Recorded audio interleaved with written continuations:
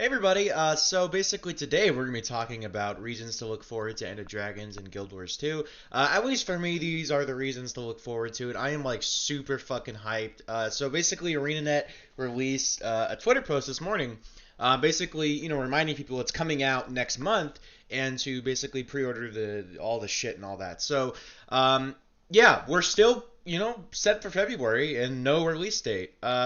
Interestingly enough, Grouch actually said that they're in like the polishing stage and stuff like that right now. So it looks like we will be getting it in February. I mean, I'm pretty sure they would have announced a delay by now.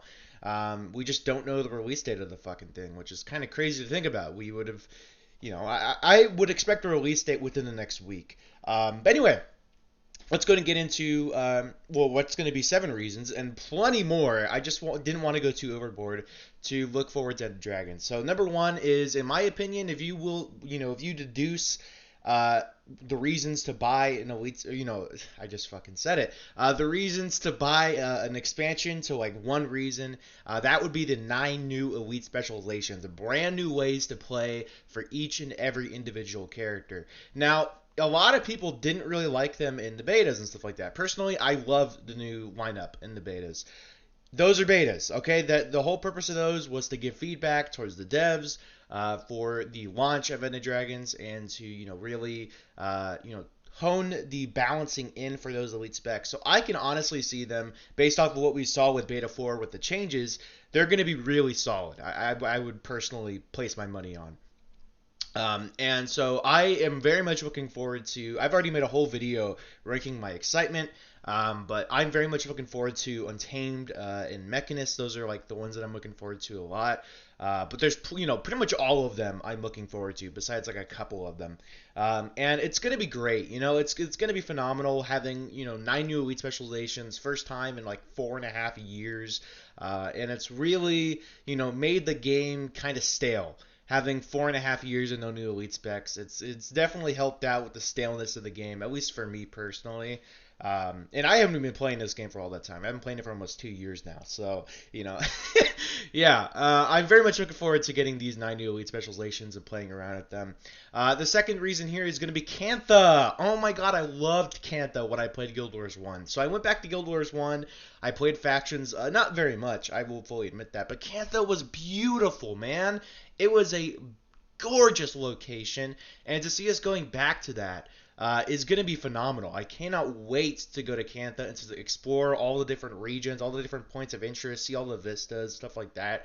100% all the maps. Like, it's going to be phenomenal. I cannot wait to go back to Kantha.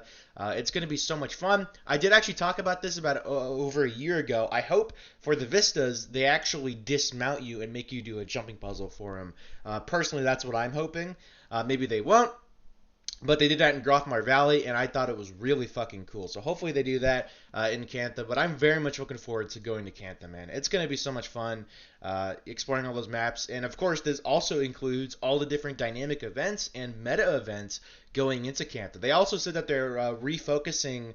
It's sort of like what they're so Path to Fire with the maps. They really wanted to like go back to like Guild Wars 2 vanilla style, where it was really focused on like dynamic events, and that was really it. Not too focused on meta events. For Heart of Thorns, they were really focused on meta events. So we're kind of getting the best of both worlds going into End of Dragons. They're going to be focusing a lot on profitable meta events, but as well as actually giving us quite a bit of dynamic events within these maps. Personally, I love both. I love going out and doing dynamic events and also meta events. So for me, this is a dream come true. I cannot wait for Kantha.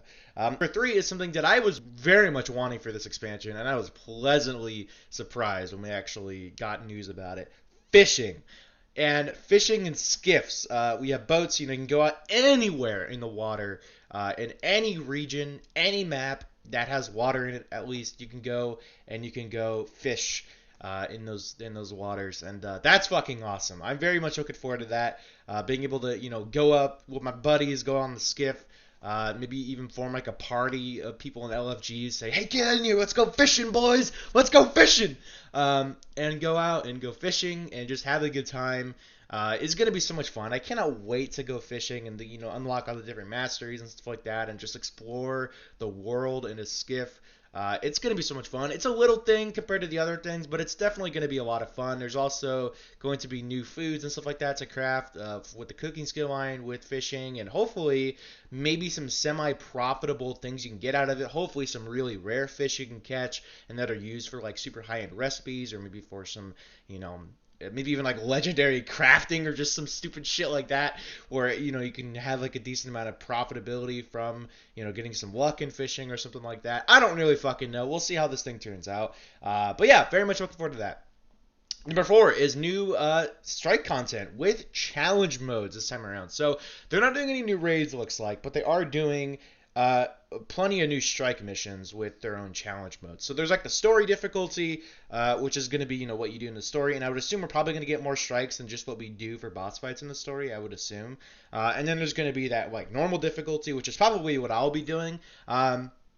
But if you're ballsy enough, you can actually turn on challenge mode, and you can do challenge mode difficulty, which is going to be like a balls deep hard sort of raid-like experience for these strike missions, which is going to be cool as fuck. I mean, it gives ArenaNet a lot more leeway to design these strike missions and make them like super fucking hard, and also kind of easy for people who want that sort of thing, want to keep that sort of difficulty that we have right now in strikes without them going super balls deep hard. It's just going to be great for everybody. I think strike missions are really fun. They're also very accessible, forms of content towards people, because it's just one boss usually, and then that's kind of it. With an exception of like a couple things. You have like Cold War, and you have the one in I think it's in like Grothmar Valley or something like that. They have a strike mission over there, or something like that, where it's like it's this really weird one. I forget which one. I know Cold War is like a weird one, but there's another one that was a little different, which I personally enjoy. I don't want every single strike mission to be one boss. There are like some hard ones, like Bone Skinner definitely took a little bit to get used to. But is it as hard as going and doing, like raids or something in other games? Fuck no, it's not as hard as like an extreme trial or something like that in Final Fantasy 14 or whatever. So if you've done those, you shouldn't really have a problem with like the regular strikes and all that. But anyway, that's going to be something to look forward to for sure. Number 5 is going to be the Siege Turtle. Hopefully they dialed it in and made it so spam fucking the one attack on world bosses doesn't crash your fucking game like it did in the beta 4. Hopefully they made that not a thing. But the Siege Turtle is cool as shit, man. We got a chance to play with it in beta 4, and it's basically like a multiplayer mount. And not only is it a multiplayer mount, like typically in games like Final Fantasy 14, or I think World of Warcraft has multiplayer mounts, for my knowledge, you basically just get like a couple people in your, you can get however many amount of people in your mount, and then you just kind of go, and that's it. Like the passengers have nothing to do. ArenaNet does their typical decision to be like, hey, look at what they're doing over there in those games. Fuck that! We're going to do some cool-ass shit this time. So they decided to basically give cannons and shit for the passengers, for to lay waste upon your enemies. And they also gave the driver a role in this as well, because the cannons are ammo-based, and the driver has to be going around quite a bit to basically refill the ammo quicker and shit like that. There's really this cool synergistic link between you and your passenger, and you actually being able to do shit. You're not just like standing still and letting your passenger have all the fun. No. Fuck that, dude. You're going around and you're fucking doing the little auto attacks and stuff like that on them, and it's really cool. I really, really enjoy it. Siege Turtle is badass, and I cannot wait to, hop on it with my friend and have a good time. Going into number 6, it's going to be new masteries. So no longer will you see the max mastery be 366. This is basically their way of raising, just like the caps of things, like typical bullshit in MMOs. They like raise like the level cap and stuff like that, and they're not really doing that. They're just raising the mastery cap up to be higher. So you can get new masters and stuff like that. But they're not like power increases. They're like side grades. Not side grades, what am I saying? They're like new ways to experience the game. Make your Siege Turtle better, or make, fishing better, or stuff like that. Just really cool things of mastery points. And I'm sure everybody who's watching this knows what the fuck masteries are. But I'm very much looking forward to just the new masteries in general. And to wrap this video up, number 7 is going to be more achievements. More achievements is going to be awesome. I cannot wait to, get some more achievements done and get my, slow progress to the Hellfire set And yeah, that's gonna be really cool. I cannot wait to get some more achievements in the game and get some more daily achievements and more daily variety. Um, in terms of like, event completer and, shit like that, where there's going to be Canthan, achievements and stuff like that. I would hope. But yeah, it's going to be cool as shit. I can't wait to finally do this. I'm unsure if we're getting bounties in Kantha. Are we getting bounties in Kantha? I just thought of that. I think they kind of abandoned bounties, huh? Because we didn't have that in Iceberg Silica. So that kind of sucks. They were kind of like mini world bosses. But you know what? Fuck it. It looks cool as shit. I can't wait to finally be able to play this. And yeah, next month is gonna be fucking crazy. I cannot wait. And yeah, peace.